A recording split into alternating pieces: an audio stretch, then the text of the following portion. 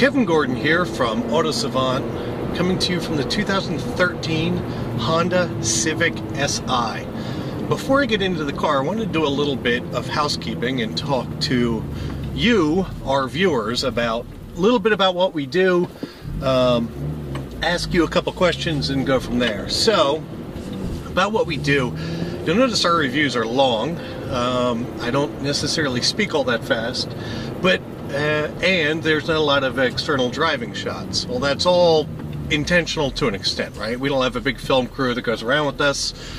I don't have a chase car, and I think it's more valuable for you guys out there to get to sort of the nitty-gritty details about the cars that we get the chance to review than it is to get a bunch of pretty music and outside shots. And let's face it, there's tons of places to go get that stuff on the web, from big producers and small alike.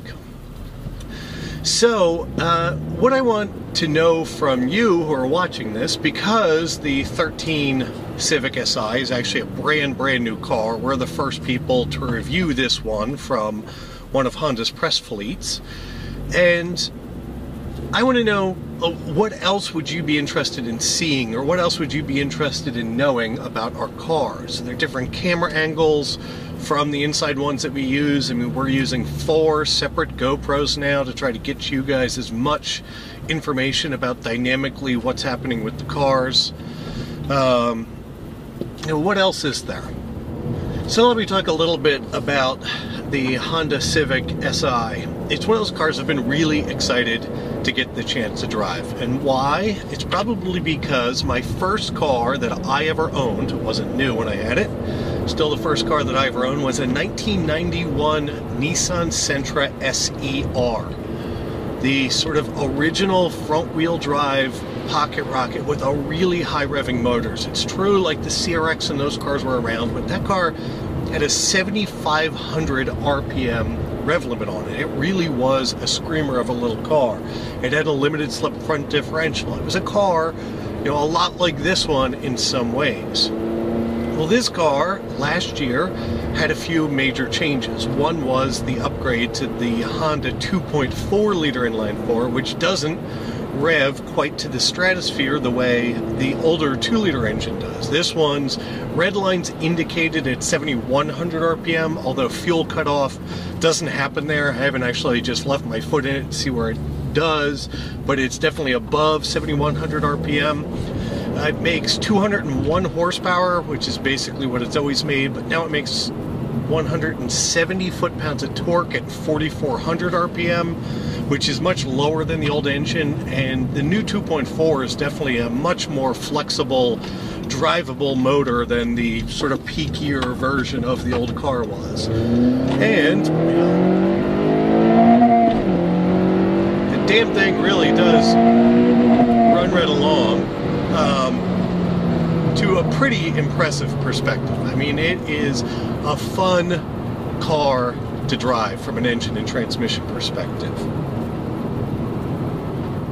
This particular car is the Si Coupe with nav, without summer tires. So it comes in with the sticker price just over $24,000, and Honda whacks you for about $800 in destination or delivery fees for a before taxes total out the door of $24,800. And it's well appointed at that price.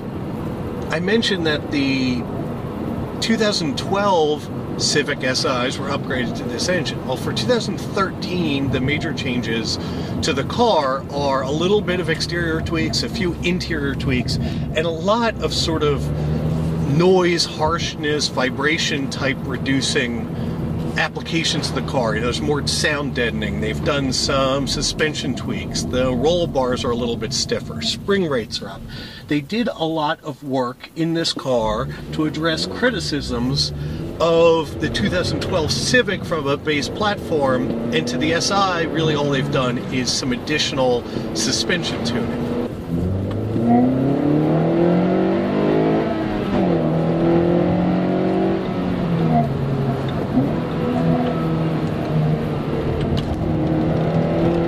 The thing that really is special about the Civic Si, though, is not necessarily the engine anymore. The engine is still a very sweet unit when you get down to it. But what is really the standout feature of this car is the shifter and the clutch.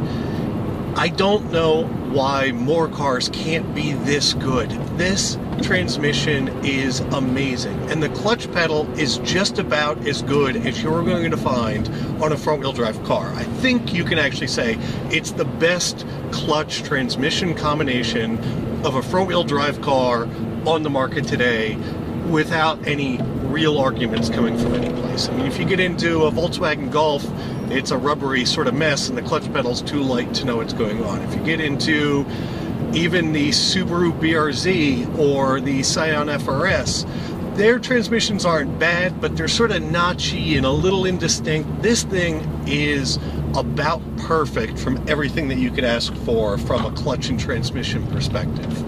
The other little tweak they made for 2013 on the Civic is to speed up its steering rack.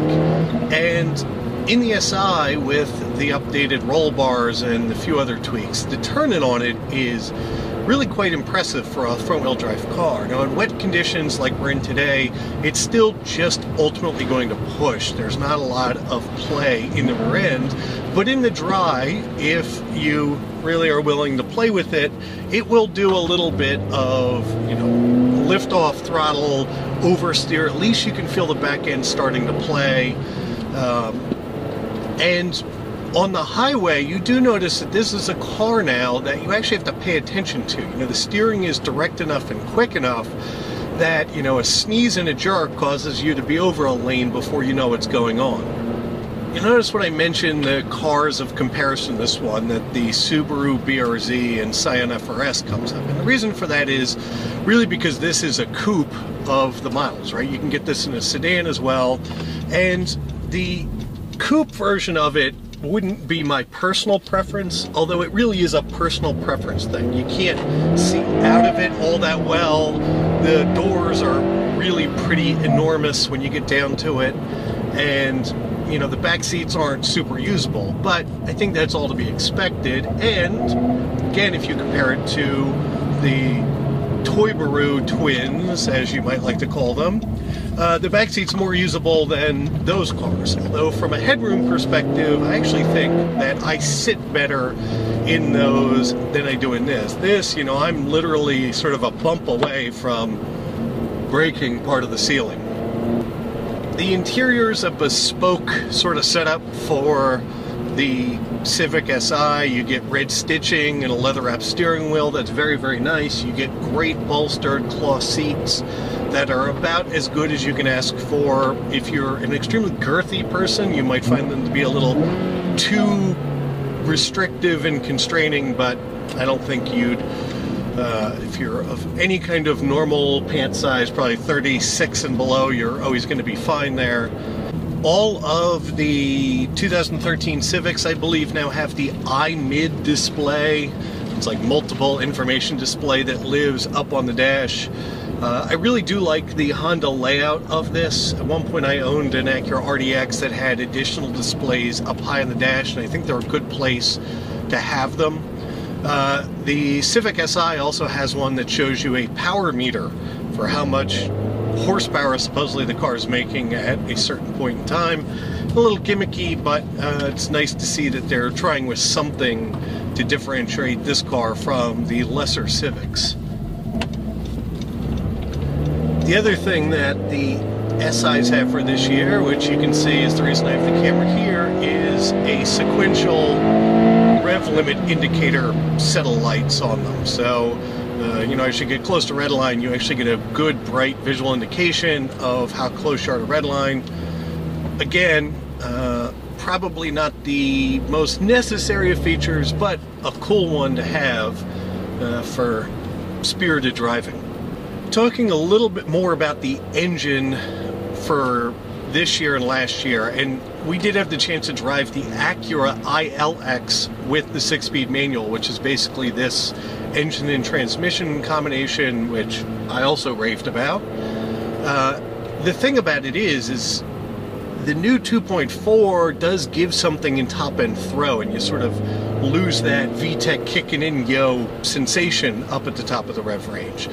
But if you are driving it a little bit more rationally than you might be really ringing it out, the nice part is if you're in, say, now third gear going uphill and put your foot into it, it's got some real grunt to it now below 4,000 RPM that was missing from the old engine. So if you're looking for a front-wheel drive sports coupe, really I do think this is the pick of all the cars out there.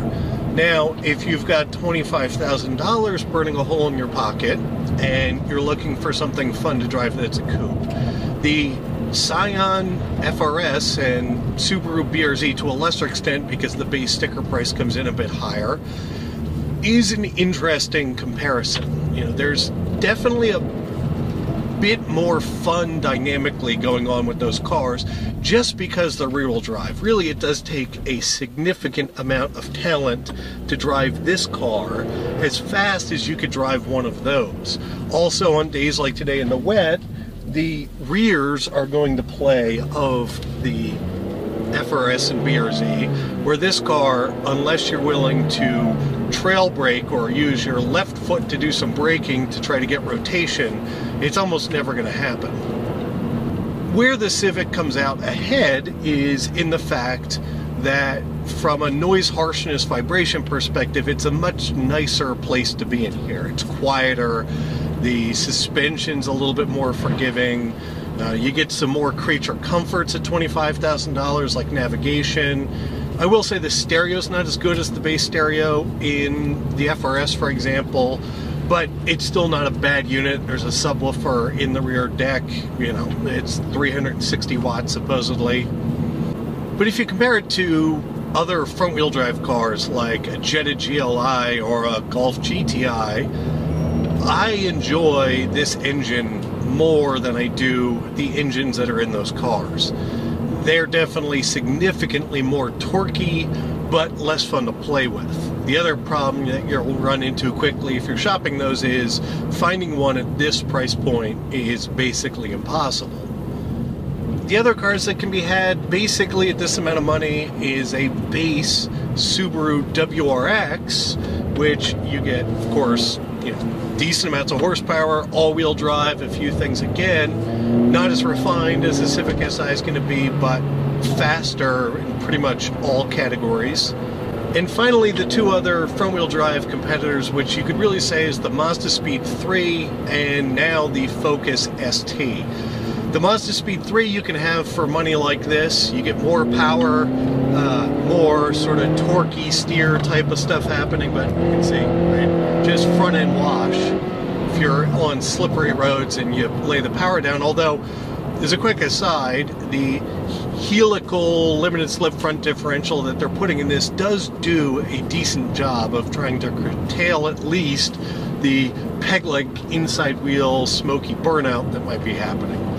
But again, the Mazda Speed 3 is an interesting choice. You get more refinement in the Civic Si. The Focus ST, again, another interesting choice, but it's going to have some problems from a price perspective competing. Definitely faster, but again, less refined delivery of power. All of them interesting choices, but you're not going to go wrong with the 13 version of the Civic Si. It really is a refined, comfortable, capable front-wheel driver that you can live with, and you can get it as a sedan version if you don't like the coupe aspect of this one. So with that, Kevin Gordon from Autosavant. I look forward to talking to you guys soon.